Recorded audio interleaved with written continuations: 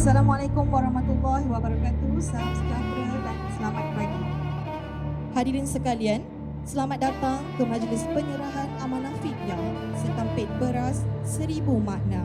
Bila cakap pasal fidyah ni, ia bukan sekadar bayaran.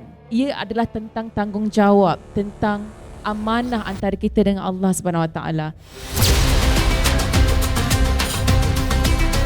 Di Touch 'n Go e-wallet, kami percaya yang teknologi ni bukan sekadar memudahkan pembayaran ataupun transaksi, tetapi ia juga boleh menjadi jambatan untuk melakukan kebaikan. Dengan fidyah ini adalah kami menjalankan amanah daripada orang-orang yang telah mendermakan duit fidyah ini. Dan kami juga ingin mengucapkan ribuan terima kasih kepada tuan-tuan dan puan-puan kerana memberikan kami peluang untuk bersama-sama dan juga meraihkan benda-benda yang baik yang kami menjalankan sebagai satu syarikat dan juga sebagai satu ummah Islam. Dan pada hari ini juga kami melambangkan satu keukhuwan di kalangan syarikat-syarikat korporat dan juga syarikat-syarikat gaya hidup mesra Islam seperti Denur dan juga Touch 'n Go, insyaAllah. Kami sangat besar hatilah menerima untuk kerjasama menyediakan platform supaya orang boleh bayar fidyah dengan mudah, dengan cepat, dengan senang. Dan kita pun sangat berbesar hati dan bersyukur Ikhlas boleh execute agihan fidyah tu dengan plan-plan program yang Ikhlas.com ada. Apa-apa saja kerjasama yang kita buat dengan Ikhlas.com, insya-Allah akan menghasilkan sesuatu yang positif melalui program agihan fidyah ataupun di depan nanti sentiasa menghasilkan kerjasama yang baiklah, insya-Allah. Okey, kolaborasi antara Ikhlas.com dengan Touch 'n Go ni bermula tahun lepas 2025 pada bulan Jun.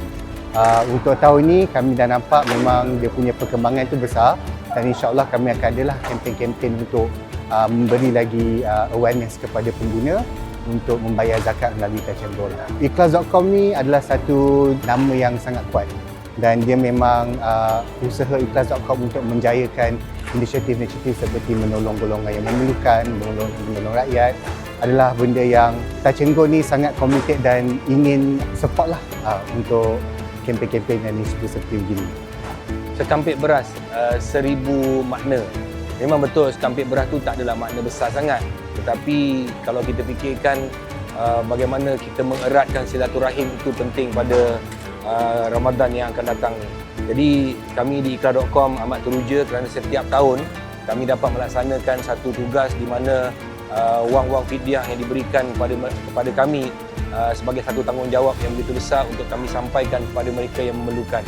Hari ini di Lembah Jaya kita ada 200 orang yang penerimanya dan kita akan bergerak selama daripada hari ini sehinggalah habis Ramadan untuk mengagih-agihkan sedekah fidyah yang diberikan kepada Ikhlas.com oleh mereka-mereka yang rasa kami berhak dan bertanggungjawab untuk menyampaikan sedekah fidyah ini. Okay, Assalamualaikum semua, salam sejahtera. Alhamdulillah hari ini kita berada di Dewan Kampung Ampang Indah di Lembah Jaya, Ampang, Selangor. Hajar Jurufa bersama dengan Ikhlas.com bersama Touch 'n Go mengadakan program hari ini untuk membayarkan fidyah sedikit kepada orang-orang yang memerlukan di Lembah Jaya memandangkan bulan Ramadan akan menjelang dengan harapan langsai tanggungjawab atau amanah orang yang nak bayar fidyah dan memanfaatkan orang yang menerima